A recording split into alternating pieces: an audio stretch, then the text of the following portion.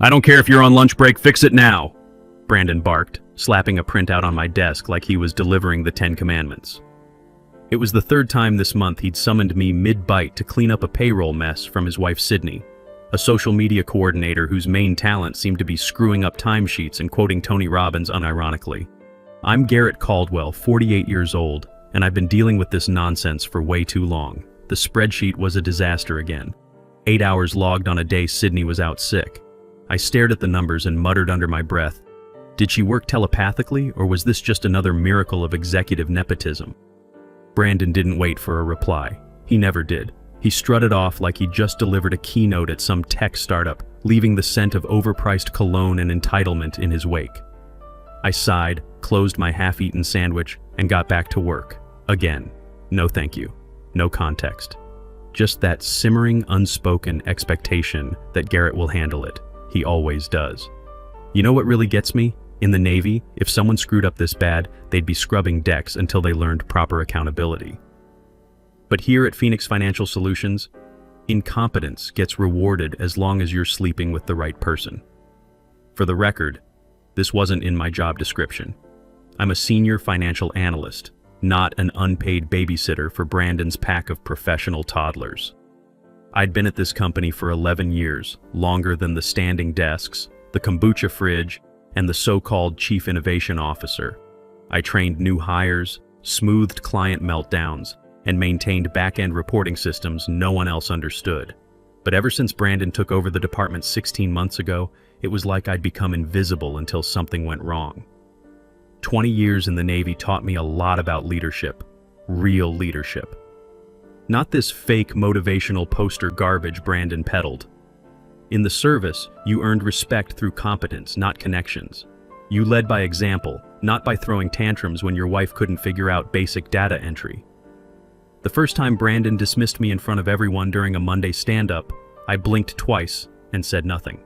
Pick your battles, my old chief petty officer used to say. The third time, I took a screenshot of his Slack rant and saved it to a private folder labeled just in case. By month 6, I was cataloging every backdated timesheet, every schedule he edited after hours, every passive-aggressive per my last email buried in corporate doublespeak. Here's the thing about Brandon. He didn't even hide it. He had this warped philosophy he called agile leadership. That's how he justified micromanaging staff during meetings, forcing unpaid overtime, and humiliating underperformers with what he charmingly called growth opportunities. HR didn't bat an eye. They called it modern management. I called it what it was, a 31-year-old kid drunk on power he never earned. Brandon Hayes wasn't just any nepotism hire. He was the son-in-law of our VP of marketing, married to Sydney about 6 months before mysteriously landing this management position. No prior experience running a department, no financial background, just an MBA from a party school and connections that mattered more than competence. Let me paint you a picture of what agile leadership looked like in practice. Last month, Brandon decided our team needed to embrace disruption by implementing a new productivity tracking system. Translation: he wanted to micromanage our bathroom breaks. The system crashed on day 2, taking half our client reports with it. Guess who stayed until midnight recovering the data? Not Brandon, not Sydney, me. And when the client called Monday morning wondering where their quarterly analysis was, Brandon threw me under the bus in front of everyone, claiming I'd failed to properly manage the transition. That's when I started keeping detailed notes. Not just the obvious stuff, the overtime violations, the favoritism, the complete incompetence, but the patterns. How Brandon would conveniently find urgent projects whenever I requested time off. How Sydney's mistakes somehow became teaching moments while mine became performance concerns. How every team meeting turned into the Brandon show with him spouting buzzwords he'd learned from whatever business podcast was trending that week. You have to understand, I didn't wake up one morning planning to take down my boss. I'm not some disgruntled employee looking for a payday.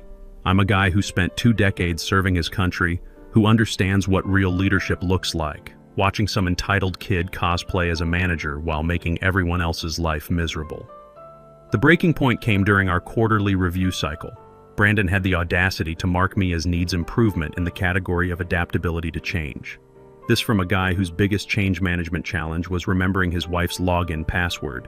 He wrote that I seemed resistant to new methodologies and struggled with collaborative feedback integration. Translation: I'd questioned his decision to have our team use a project management app designed for wedding planners. I'd also had the nerve to point out that his streamlined reporting process had actually doubled our workload while cutting our accuracy in half. But here's what really burned me up. The same review praised Sydney for her innovative approaches to data visualization. Her innovative approach was using Comic Sans font on financial reports and adding emoji to client presentations. I'm not making this up. She actually sent a quarterly profit analysis to our biggest client with a smiley face next to the revenue numbers. That night, I sat in my truck in the company parking lot, staring at that performance review. 20 years of military service, commendations for excellence, leadership roles that actually mattered. And now some kid who couldn't tie his shoes without his daddy-in-law's help was questioning my adaptability. That's when I made the decision to start documenting everything, not just casually saving emails, but building a real case file. In the Navy, we called it CYA, cover your assets. When you're dealing with someone who plays fast and loose with regulations, you better have your paperwork in order. Last Friday was when everything changed. I was staying late to finish month-end reconciliation because, surprise, surprise, Sydney forgot to log a whole week of work. Someone had to clean it up, and Brandon made it crystal clear that someone was me. While double-checking time entries in the shared admin platform, I saw Brandon's username pop up. He was editing time cards at 9:48 p.m. for entries dated 2 weeks back. Now, in any legitimate business, timesheet adjustments require supervisor approval and documentation. But Brandon was just going in and changing numbers like he was playing SimCity. I didn't say a word. I just opened my screen recording software and started capturing everything. 20 years of military training taught me one thing. When someone's violating protocol, you document it. You don't confront, you don't escalate, you gather evidence. What I found made my blood boil.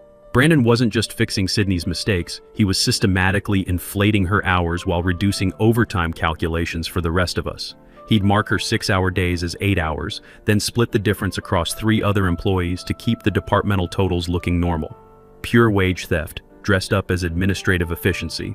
I captured it all. Screenshots, timestamps, the whole digital paper trail. Then I cross-referenced it with our actual project deliverables. You know what I found? On days Sydney supposedly worked 8 hours, her output was maybe 2 hours worth of actual work. Meanwhile, guys like me and Caleb Rodriguez were logging 10-hour days but only getting paid for 8 because Brandon was optimizing our efficiency metrics. The next morning, I walked in early, my armor of caffeine and military-trained patience fully loaded. Sydney was already there, fumbling with the copier like it owed her money. She gave me a sheepish wave, then scurried off, probably to forget another password. I booted up my laptop, opened the error-riddled payroll spreadsheet, and began quietly fixing what should have been flagged in the first place. I barely heard the morning stand-up begin behind me until Brandon said my name with that false, cheerful voice he used when he was about to throw someone under the bus. "Let's all give Garrett a round of applause," he smirked, clapping like a toddler who'd just seen fireworks. He saved us again from another little Sydney blunder. Real team player. The room gave an awkward chuckle, which encouraged him to continue. I could feel it coming. That moment when a small man with a little power decides to flex just because he can. I think it's time Garrett took a little break. A week off. Unpaid, of course. Mental refresh. Reset that attitude. I blinked. Brandon grinned like he'd just solved world peace. I glanced around the room. Slack-jawed silence. Even Sydney looked like she wanted to disappear into the printer. In that moment, I realized Brandon had just made the biggest tactical error of his short, unimpressive career. 20 years in the Navy, and I'd never seen an officer this stupid. You don't discipline someone in public without documentation, without cause, without following proper procedures. But Brandon wasn't a real leader. He was a kid playing dress-up in daddy's clothes, and he'd just painted a target on his own back. I didn't say a word, but my hand under the desk tapped record on my phone. Voice memo captured. Timestamp logged. Game quietly, irrevocably on. "Of course," he added. "This is optional if he wants to explore other opportunities entirely." That's when I knew for certain. This wasn't about performance or attitude or any of the corporate buzzwords Brandon loved to throw around. This was retaliation, pure and simple. He'd caught wind that I was asking questions about timesheet irregularities, and now he was trying to silence me the only way his limited imagination could conceive. What Brandon didn't understand, what guys like him never understand, is that real strength doesn't come from throwing your weight around. It comes from preparation, patience, and knowing exactly when to strike. He thought he was disciplining a problem employee. What he was actually doing was confessing to federal labor violations in front of a room full of witnesses. I stood up slowly, gathering my laptop like I was heading to a routine meeting. No drama, no outburst, just the calm professionalism that 2 decades of military service had drilled into my bones. "Everything okay?" whispered Paige from billing. I smiled, a quiet, steady smile that said, "You have no idea how okay this is about to be," and walked out. Straight past the vending machines, past Brandon still monologuing about proactive emotional recalibration, and into my cubicle where I sat down and opened the voice memo app on my phone. Playback. "Garrett's taking a week of unpaid leave or he can explore other opportunities entirely." Crystal clear, no background noise. His voice sounded like the opening line of a deposition. In the Navy, we had a saying, "Loose lips sink ships." Brandon had just torpedoed his own vessel and he was too arrogant to realize it. I copied the file to my encrypted cloud storage and then, without drama or delay, opened Outlook. New message. Recipients. Payroll, HR, legal alias. Subject line. Requesting confirmation of employment status change. Body. Per Brandon Hayes' directive during today's team meeting, I've been instructed to take 1 week of unpaid leave or face termination. Voice recording of the directive is attached. Please confirm the legality and policy compliance of this action, as well as the proper documentation procedures for involuntary unpaid leave. I want to ensure I'm following all company protocols correctly. Garrett Caldwell. I attached the audio file, hit send, then logged out of company Slack and went to lunch. Time to let the grown-ups sort this mess out. By the time I got back from lunch, there were 3 replies waiting in my inbox. Payroll. We are unable to enforce any unpaid leave without documented HR approval and proper cause documentation. Legal autoresponder. Your message has been received and forwarded to appropriate counsel. If this is time-sensitive, contact redacted. HR. Nothing. Complete radio silence, which told me everything I needed to know. They were scrambling, probably calling Brandon into a side room right now to ask what the hell he thought he was doing. In the military, when legal gets involved, heads start rolling fast. Corporate America moves slower, but the principle's the same. Brandon didn't show up for the afternoon team call. At 3:17 p.m., I watched him pace by my cubicle twice like a caged animal who'd just realized the door was locked from the outside. He didn't speak, but his jaw was tight and his clipboard was clenched like he was trying to manifest a law degree through sheer willpower. At 4:06 p.m., I got a Slack ping from Sydney. Just an emoji, wide eyes, followed by, "Yo, WTF, was that this morning?" I didn't respond. Instead, I spent the next hour doing what any good analyst does, digging deeper into the data. I pulled up Excel logs from March, where Brandon manually adjusted 4 entries to reflect voluntary overtime after I and another analyst had specifically documented mandatory client cleanup duty on a Friday night. There it was, black and white. Forced overtime magically transformed into voluntary extra work, just to avoid paying time-and-a-half rates. I flagged 2 more instances where my PTO requests had been denied due to critical project deadlines, yet my vacation hours still mysteriously disappeared from my balance. Classic wage theft. Take the time, don't pay the premium, hope nobody notices. It was all there. It had always been there, but now someone had hit record. And Brandon had just escalated a simple payroll discrepancy into a federal labor violation with witnesses and audio evidence. At 5:13 p.m., I got an email that made my day. Subject line, "Still got that screenshot from 2022. Sender, Brody Sullivan, former analyst who'd left voluntarily last spring. I opened it immediately. Garrett, heard through the grapevine that Brandon's finally stepped in it. I kept documentation from my time there. Wage theft, hostile work environment, the works. Happy to share if you're building something bigger. Guy's a menace." I leaned back in my chair. This was better than I'd hoped. 1 recording was good. A pattern of behavior across multiple employees? That was a lawsuit waiting to happen. I clicked reply. "Brody, yes, very interested. Can we connect offline? This is bigger than just my situation." His response came within minutes, along with a forwarded email chain that made my blood pressure spike. It was Brandon, 2 years ago, discussing with HR how to encourage turnover among legacy employees who aren't adapting to our cultural evolution. Translation: how to get rid of older workers without technically firing them. The email thread was damning. Brandon advocating for performance improvement plans designed to fail, scheduling mandatory training during known vacation periods, and my personal favorite, suggesting that employees over 45 might benefit from external coaching to address resistance to change, age discrimination. In writing, from 2 years ago, I saved everything to my encrypted drive and opened a new browser tab. Time to see what other former employees might have to say. LinkedIn search, Phoenix Financial Solutions, former employees, analyst level. Caleb Rodriguez, junior analyst who'd left suddenly after Brandon's public humiliation, now working at a competing firm. I sent him a direct message. Caleb, hope you're well in your new role.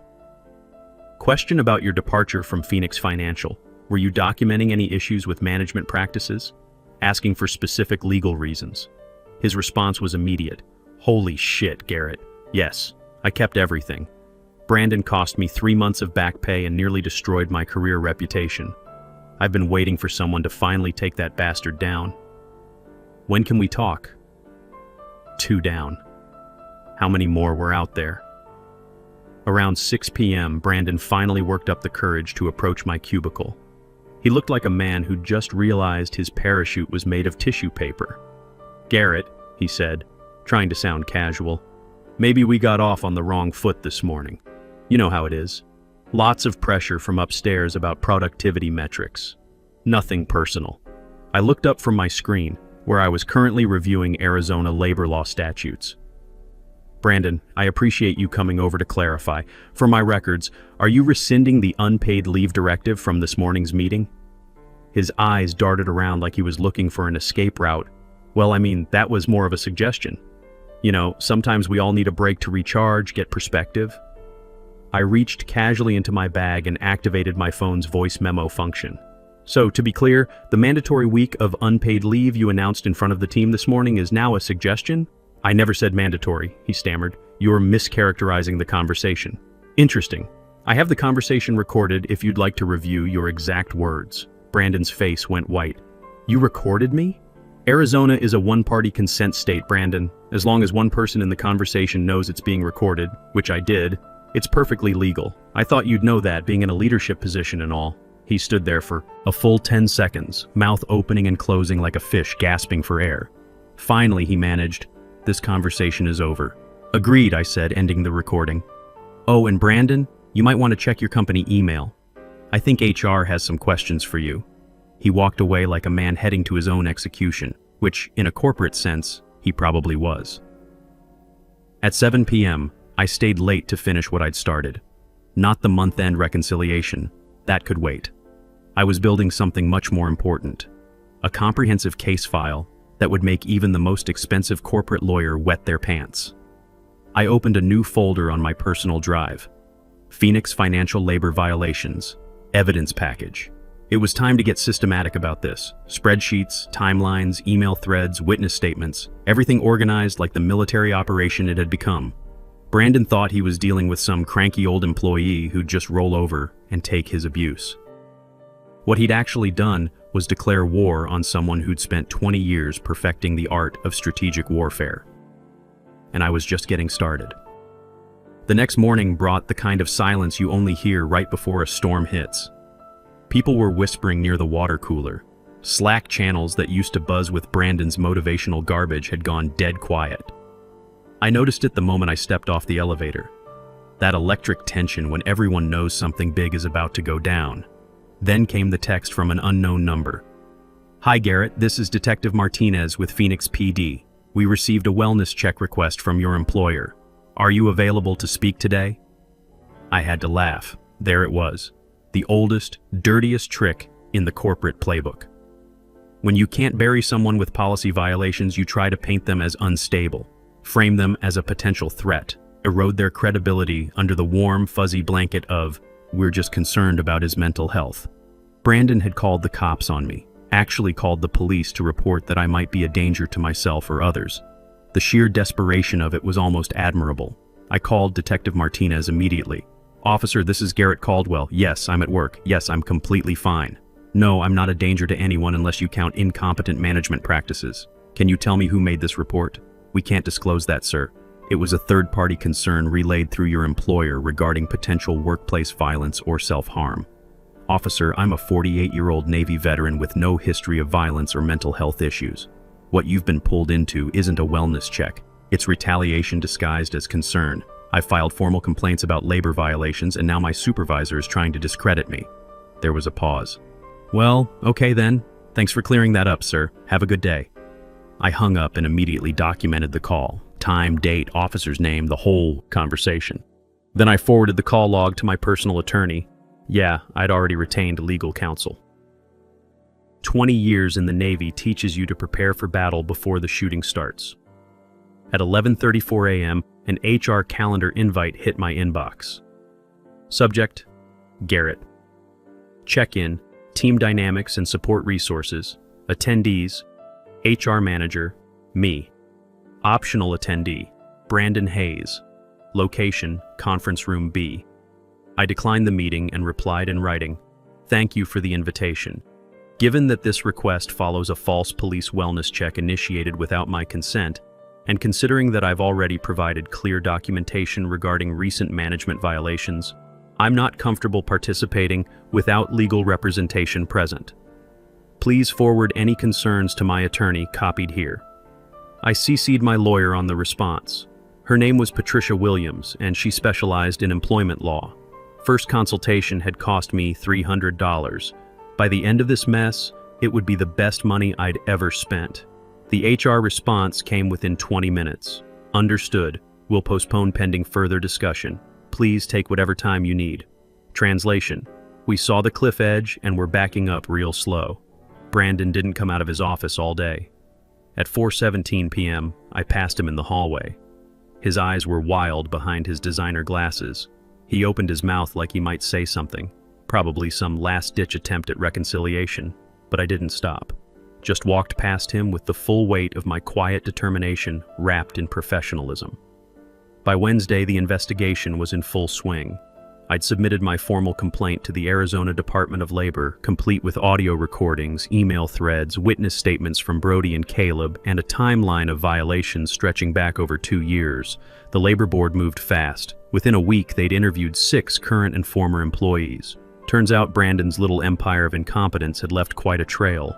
Unpaid overtime, manipulated timesheets, age discrimination, retaliation against whistleblowers. The guy had managed to violate just about every employment law on the books.